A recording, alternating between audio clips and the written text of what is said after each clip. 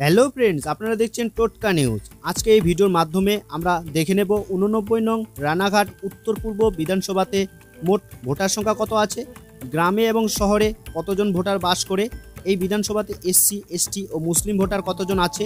তাছাড়া আমরা দেখে নেব এই বিধানসভাতে 2021 বিধানসভা ও 2024 লোকসভা ভোটে কেমন ফলাফল হয়েছিল। তাহলে আসুন এক এক করে সব দেখে নিই।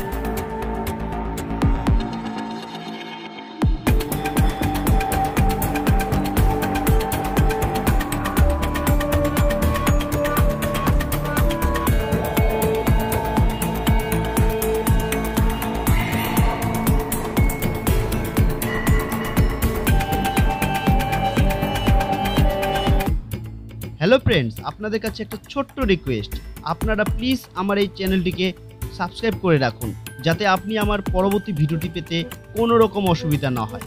আর হ্যাঁ, আপনারা অবশ্যই জানান আপনি কোন বিধানসভার অন্তর্গত এবং কোন দলকে সাপোর্ট করেন, জানান আমার কমেন্ট বক্সে।